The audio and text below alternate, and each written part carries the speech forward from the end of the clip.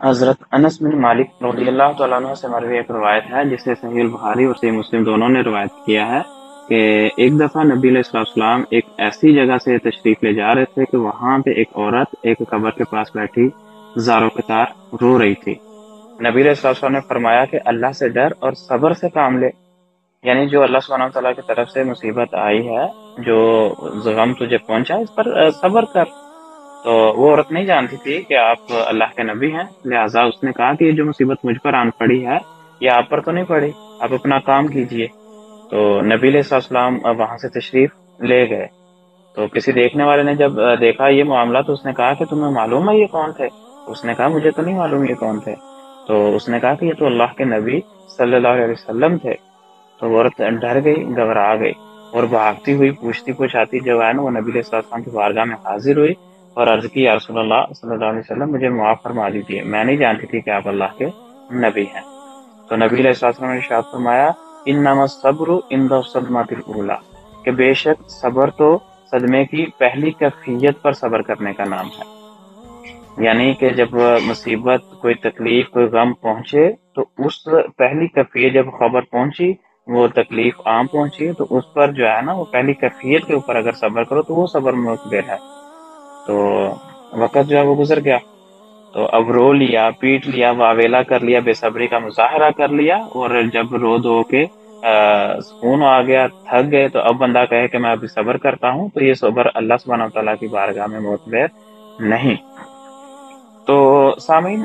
ناظرین، اس روایت کو پیش کرنے کا، اس روایت کو بیان کرنے کا مقصد یہاں پہ یہ ہے کہ اب ہم اپنا اپنا جائزہ لیں کہ کیا ہماری کیفیت اس عورت جیسی ہوتی ہے، یا ہم صبر سے کام لیتے ہیں جب ہمیں کوئی مصیبت، کوئی دکھ، کوئی تکلیف پہنچتی ہے۔ تو یقیناً سب کا جواب یہی ہوگا کہ ہماری کیفیت بھی جو ہے وہ عورت سے جدا نہیں، جیسا اس کا معاملہ ہوتا ہے ہمارا بھی وہی ہوتا ہے۔ حتیٰ کہ اللہ معاف فرمائے، بعض عورتیں، بعض خواتین تو ایسے ایسے کلمات زبان سے نکال دیتی ہیں، جب کوئی عزیز اس دنیا سے چلا جاتا ہے تو اس کی لاش کے پاس، اس کی میت کے پاس بیٹھ کے تو ایسے کلمات زبان سے نکالتی ہیں کہ ایک جو تکلیف، ایک مصیبت، جو ایک کمی آ گئی زندگی میں وہ تو آ گئی، اب ایسا کلمہ زبان سے نکالتی ہیں کہ اس کلمے کی وجہ سے بعض دفعہ وہ کفر بک دیتی ہیں اور دائرہ اسلام سے بھی خارج ہو جاتی ہیں، لیکن جہالت کی وجہ سے انہیں بیچاریوں کو یہ علم بھی نہیں ہوتا کہ ہم نے یہ جو کلمہ کفر بک دیا ہے، اس کے سبب ہمارا جو ایمان ہے وہ بھی ضائع ہو چکا۔ تو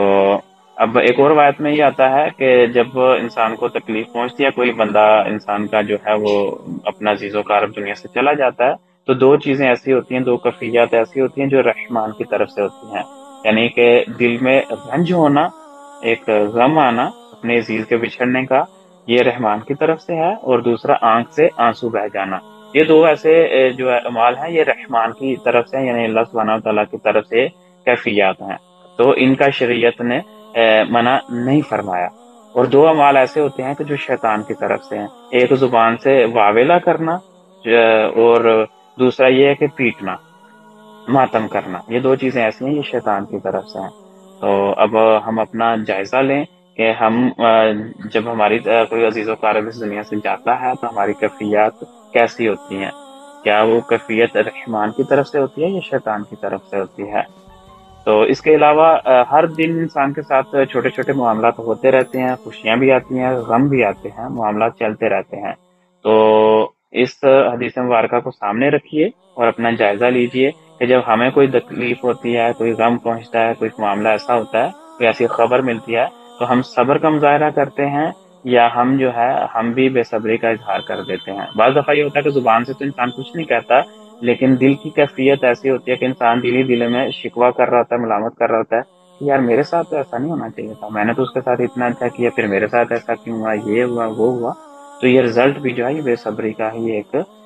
نتیجہ ہے۔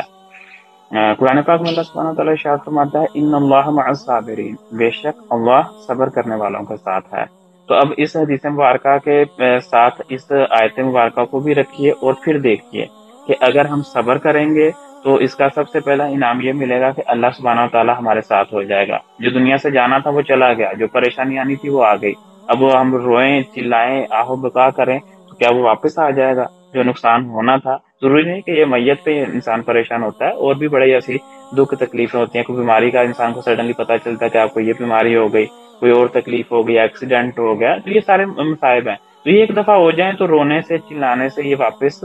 ٹھیک نہیں ہوں گے۔ البتہ اگر انسان بے صبری کا اظہار کرے گا تو اس کو اور نقصان ہوگا، روحانی طور پہ بھی اپنا بہت نقصان کر بیٹھے گا، اور بعض دفعہ انسان دار اسلام سے بھی خارج ہو جاتا ہے کلمہ کفر بکنے کی وجہ سے کہ میرے ساتھ ہی ایسا کیوں ہوا۔ تو اس کے برعکس اگر انسان صبر کرے تو صبر کا تو بہت بڑا انعام ہے۔ تو اللہ تعالیٰ ایک اور جگہ ارشاد فرماتا ہے کہ بے شک میں صبر کرنے والوں کو بے حساب عطا فرماؤں گا، اور اللہ سبحانہ و تعالیٰ کے ساتھ کی گارنٹی بھی صبر کے ساتھ جڑی ہوئی ہے کہ جو صبر کرے گا تو اللہ سبحانہ و تعالیٰ اس کے ساتھ ہے۔ تو آ، یہ امید کرتا ہوں کہ ہم سب جو ہے وہ اس حدیث مبارکہ کو سننے کے بعد اس پر عمل کرنے کی کوشش کریں گے، دوسروں تک اس بات کو پہنچائیں گے تاکہ ہم سب اس سے استفادہ حاصل کر سکیں۔ بہت شکریہ، جزاک اللہ۔